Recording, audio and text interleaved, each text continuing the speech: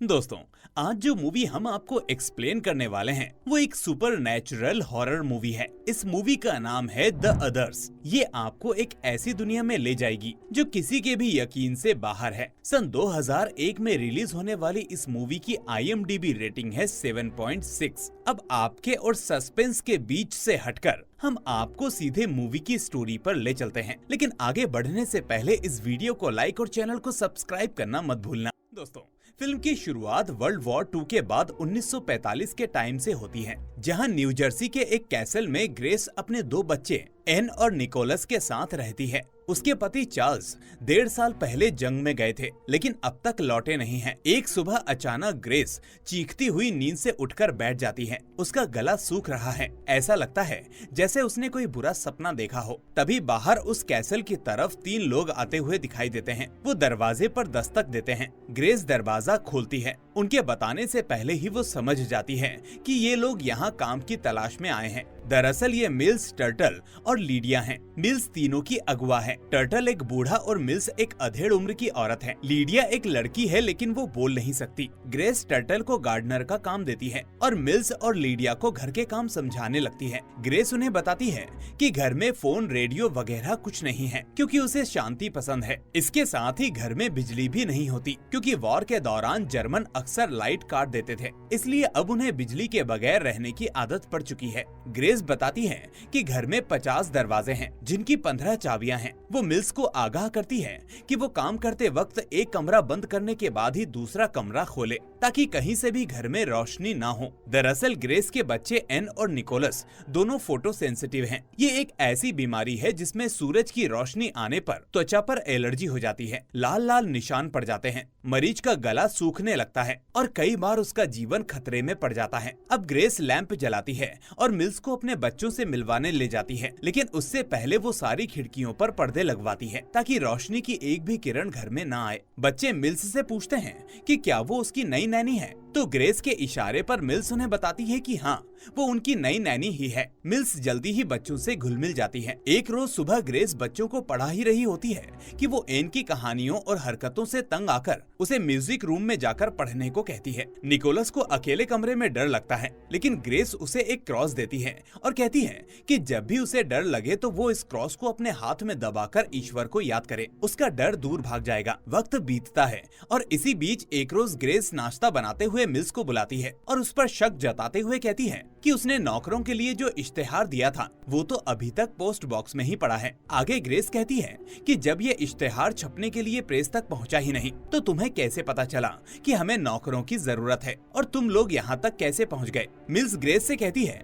कि वो पहले ही दिन उसे ये बताना चाह रही थी, लेकिन उसने मौका नहीं दिया। वो ग्रेस को बताती है कि वो कई साल पहले भी इस कैसल में काम कर चुकी है। अब ग्रेस बच्चों को मिल्स की कहानियों पर भरोसा न करने के लिए भी चेताती है। तभी अचानक ग्रेस को किसी बच्चे के रोने की आवाज आती है। उसे लगता है कि वो निकोलस है। ग्रेस दौड़ते हुए निकोलस के कमरे में जाती है, लेकिन वो वहाँ आराम से पढ़ रहा होता है। इसके बाद वो म्यूजिक रूम की तरफ भागती है, लेकिन वहाँ एन भी आराम से लेटी हुई किताब पढ़ रही होती है। ग्रेस एन से पूछती है कि क्या तुम रो रही थी, तो इस पर एन कहती है कि वो मैं नहीं थी, शायद वो लड़का होगा। ग्रेस पूछती है कि वो लड़का कौन है। अब एन ग्रेस को जो बताती है उससे ग्रेस और परेशान हो जाती है। एन उससे कहती है कि वो विक्टर है। वो कुछ देर पहले यही था और रो रहा था, क्योंकि उसे यहाँ रहना पसंद नहीं। उसे अपना घर छोड़ना पड़ रहा है। मुझे तो वो बहुत ही बिगड़ा हुआ लड़का लगता है। ग्रेस उससे पूछती है कि अगर वो अभी यही था तो अब कहाँ गया। एन उसे बताती है कि वो हॉल में होगा। अब ग्रेस को गुस्सा आ जाता है और वो कहती है कि सारे दरवाजे तो बंद हैं, ऐसे में वो यहाँ से वहाँ कैसे जा सकता है। लेकिन तभी उसकी नजर दरवाजे पर पड़ी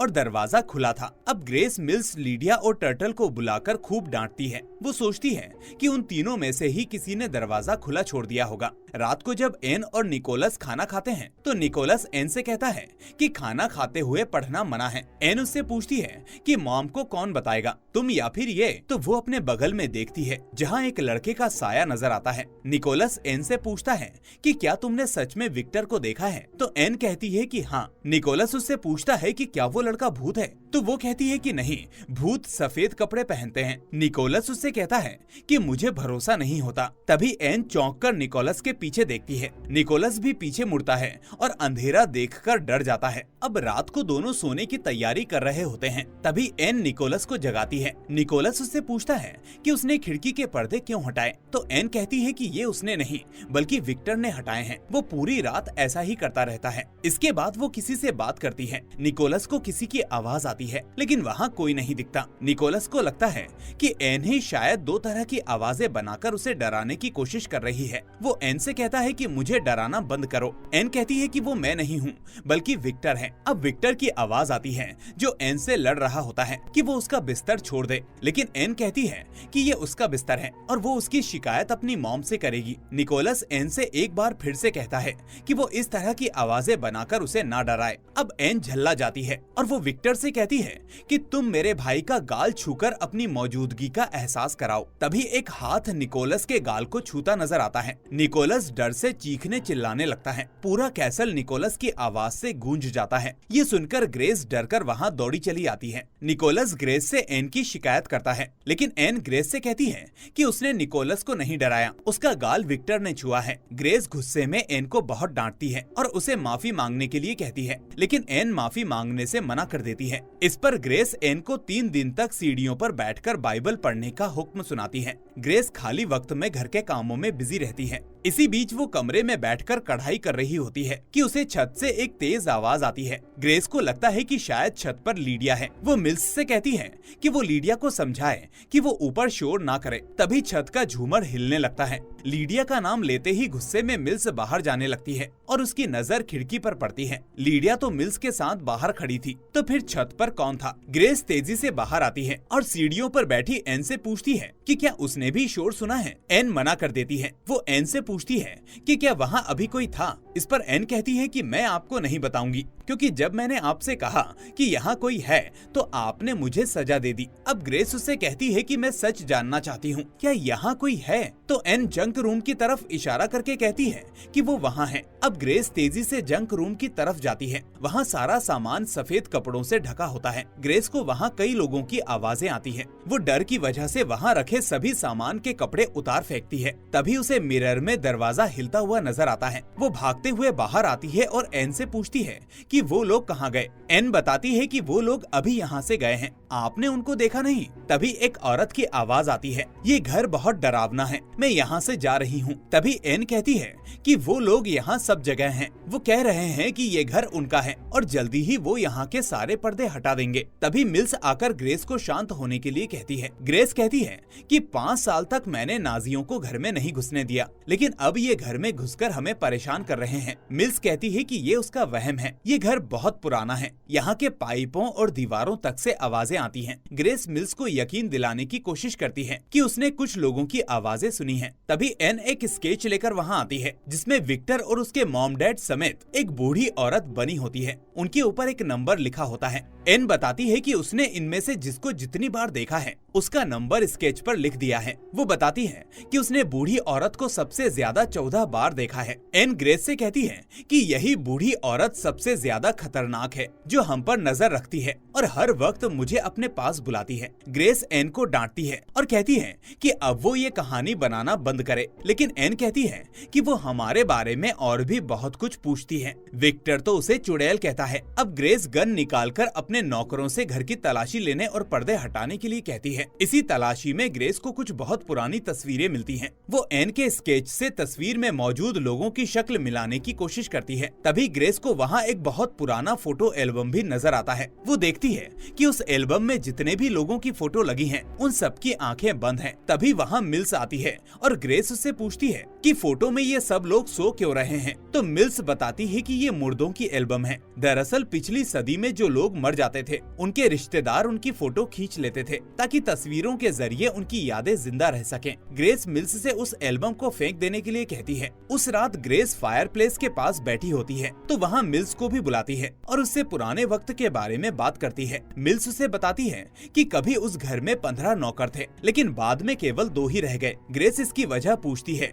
तो मिल्स बताती है कि घर के ओनर लंदन में शिफ्ट हो गए थे। धीरे धीरे ये घर सूना हो गया। ग्रेस मिल्स से पूछती है कि आपने ये घर क्यों छोड़ दिया, तो मिल्स बताती है कि टीबी की वजह से उस पूरे इलाके को खाली कर दिया गया था। ग्रेस पूछती है कि क्या उसी दौरान लीडिया की आवाज चली गई, तो मिल्स कहती है कि हाँ, एक दिन लीडिया ने अपने आप ही बोलना बंद कर दिया। ग्रेस पूछती है कि ऐसे तो कभी कोई बोलना बंद नहीं करता, क्या लीडिया के साथ कोई हादसा हुआ था, तो मिल्स गोलमोल जवाब नहीं देती है और ग्रेस से इजाजत लेकर सोने चली जाती है। रात में ग्रेस चार्ल्स को याद करके आंसू बहा रही होती है। तभी उसे म्यूजिक रूम में पियानो के बजने की आवाज आती है। वो गन लेकर वहाँ पहुँचती है और धीरे धीरे डरते हुए कमरे का दरवाजा खोलती है, लेकिन वहाँ कोई नहीं होता। अलबत्ता पियानो का ढक्कन खुला होता है। वो पियानो का ढक्कन बंद करके बाहर आने लगती है कि तभी अंदर से झटका लगता है और दरवाजा अपने आप बंद हो जाता है। दरवाजे के झटके से ग्रेस सीधे बाहर आकर गिरती है। अब वो चिल्लाती हुई मिल्स के पास जाकर चाबियां लाती है और दरवाजा खोलकर देखती है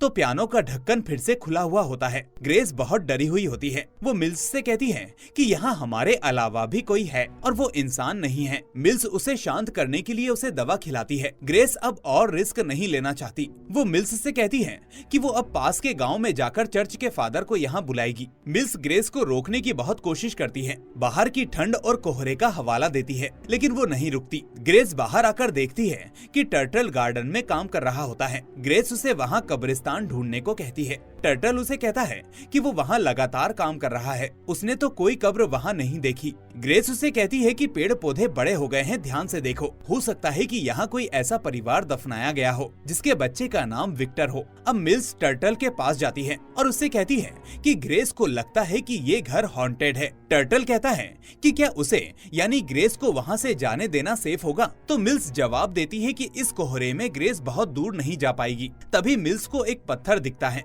जो किसी कब्र का होता है। टर्टल उसे पत्तों में छुपा देता है। इधर ग्रेस जंगल में पगडंडी पर चलती चली जा रही है। तभी अचानक उसके सामने कोहरे में एक साया उभरता है। ग्रेस उसे देखकर खुश हो जाती है क्योंकि वो कोई और नहीं बल्कि उसका पति चार्ल्स होता है। वो उसके साथ घर वापस आ जाती है और उससे कहती है कि हमें तो लग रहा था कि शायद तुम अब इस दुनिया में नहीं हो। घर आकर चार्ल्स अपने बच्चों को देखकर बहुत खुश होता है, लेकिन इसके बाद वो इतना थका होता है कि ना तो कुछ खाता है और ना ही किसी से ज्यादा बात करता है। चार्ल्स के बगैर ये सभी डिनर कर रहे होते हैं कि एन बातों बातों में ग्रेस से कहती है कि उन बाहर के लोगों का क्या होगा जो यहाँ रहते हैं। ग्रेस एन को डांटकर अपने कमरे में जाने को कहती है कि तभी वो उसे रोककर कहती है, जिन्हें तुमने देखा है उन्हें मैंने भी देखा है, एक दिन तुम्हारी मॉम को सब दिखाई देगा। अब ग्रेस एन के लिए एक वेडिंग ड्रेस तैयार करती है और एन को उसे पहनने के लिए देती है। उसकी स्लीव थोड़ी ढीली करने के लिए ग्रेस एन से वो ड्रेस उतारने को कहती है, तो एन उसे कहती है कि वो उस ड्रेस को थोड़ी देर में उतार देगी। एन खुशी से अपने कमरे में आकर उस ड्रेस में डांस करने लगती है। इधर ग्रेस को एन के गाने की आवाज सुनाई देती है तो वो उसके कमरे में आती है, लेकिन वो वहाँ एन की जगह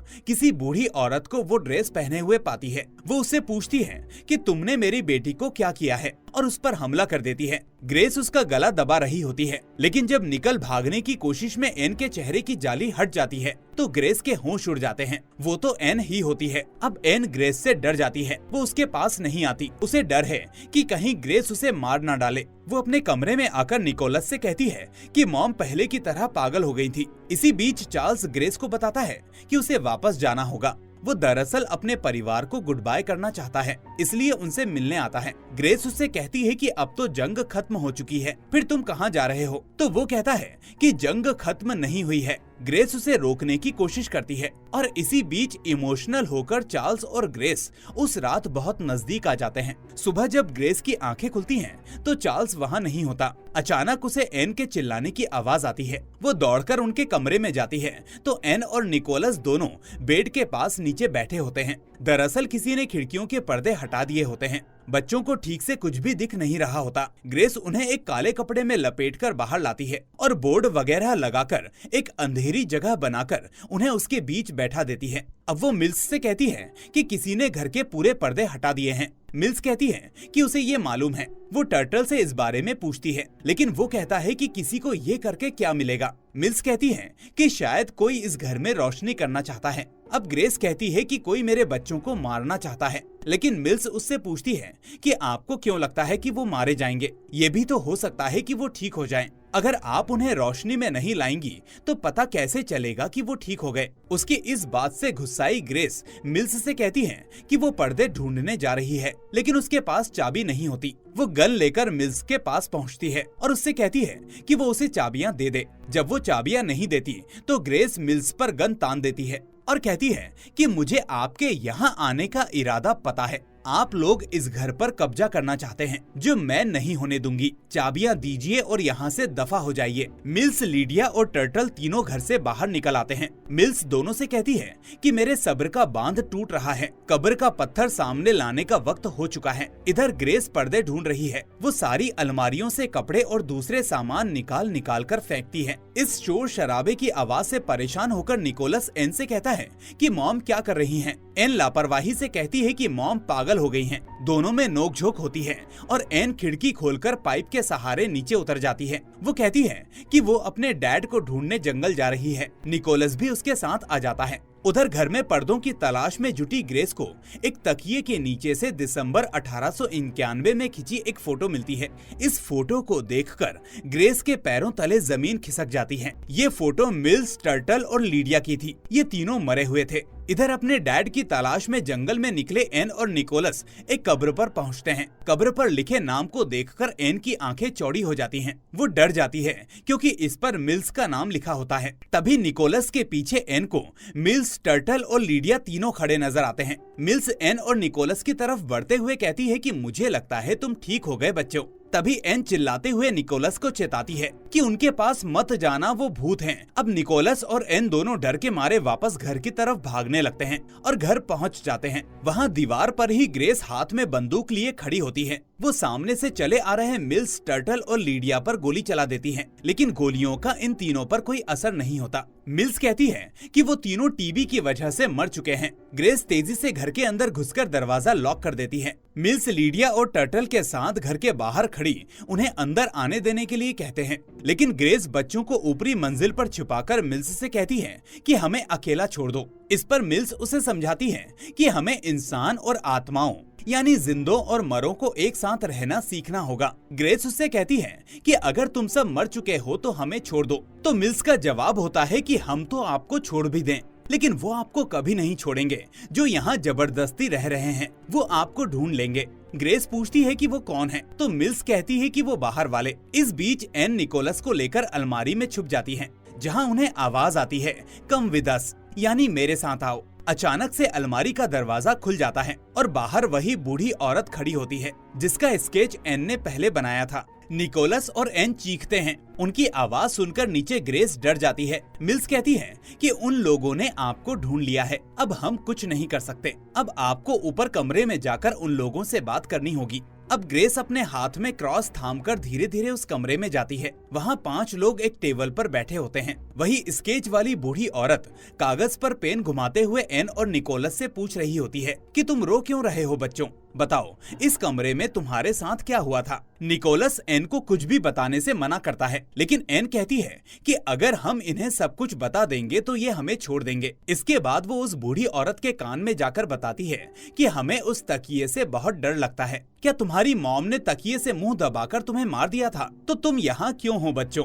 इस पर एन चिल्लाती है कि उन्होंने हमें नहीं मारा, हम जिंदा हैं। ग्रेस और निकोलस भी उसके साथ चिल्लाना शुरू कर देते हैं। अचानक ग्रेस उन 5 के बीच रखी टेबल को उठाकर फेंकने की कोशिश करती है और टेबल पर रखे कागजों को फाड़कर फेंकना शुरू कर देती है। तभी उस बूढ़ी औरत को होश आता है। लगता है कि वो अब तक किसी और दुनिया में थी। बूढ़ी औरत बताती है कि इस घर में एक औरत और उसके 2 बच्चे रहते हैं। औरत ने बच्चों को तकिए से मुंह दबाकर मार डाला था और बाद में खुद को गोली मारकर खुदकुशी कर ली थी। यहाँ ये राज खुलता है कि दरअसल ग्रेस और दोनों बच्चे ही भूत थे। कमरे में बैठे लोगों में विक्टर की मॉम भी थी, जो किसी सूरत में अब वहाँ रहने को तैयार नहीं। उनका कहना था कि जब से विक्टर इस घर में आया है तब से वो ठीक नहीं है। उसके सपनों में एक लड़की आती है जिससे अभी बूढ़ी औरत बात कर रही थी। ये सब बेहद डरावना है। उसकी जिद पर विक्टर के डैड भी सुबह होते ही इस घर को छोड़कर चले जाने पर राजी हो जाते हैं। अब दिखाया जाता है कि ग्रेस अपने दोनों बच्चों को गले लगाकर रो रही है।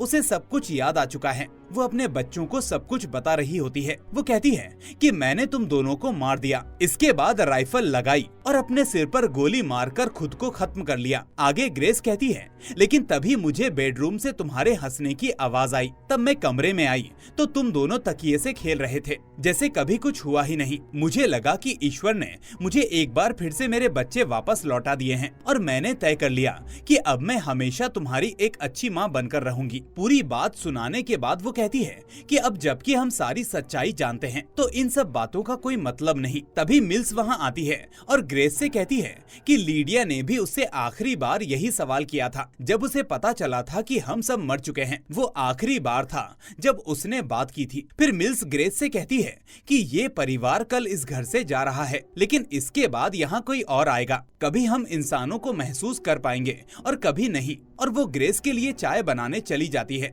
अब निकोलस ग्रेस से पूछता है कि मॉम, डैड लड़ाई में मारे जा चुके हैं ना? तो वो कहती है कि हाँ। अब वो पूछता है कि क्या वो हमें कभी मिलेंगे? तो ग्रेस कहती है कि मैं नहीं जानती। दरअसल चार्ल्स की मौत के तनाव में ही ग्रेस ने दोनों बच्चों को मारकर खुदकुशी कर ली थी। अब ग्रेस अपने बच्चों के साथ दोहराती है, ये हमारा घर है, हमें यहाँ से कोई नहीं निकाल सकता। इसके बाद सीन शिफ्ट होता है। हमें दिखाया जाता है कि सभी खिड़कियों से पर्दे हट चुके हैं। वो रोशनी में भी ठीक से देख पा रहे हैं। विक्टर का परिवार इस घर से जा रहा है। विक्टर अकेला खड़ा खिड़की की तरफ देख रहा है जहां उसे ग्रेस, निकोलस और एन दिखाई दे रहे हैं। तभी विक्टर के डैड आकर उसे कार में बैठाते हैं। विक्टर जाते हुए भी पीछे के शीशे से घर को देखता रहता है। एक गार्ड आकर घर के गेट को बंद कर देता है जिस पर फॉर सेल का बोर्ड लगा है और यहीं पर होता है इस कहानी का दी एंड। तो दोस्तों, ये स्टोरी आपको कैसी लगी हमें कमेंट करके जरूर बताएं। इस वीडियो को लाइक और चैनल को सब्सक्राइब करना तो कतई ना भूलें। अब मैं मिलूंगा आपसे अगली ऐसी ही शानदार मूवी के साथ। Till then, take care and thanks for watching.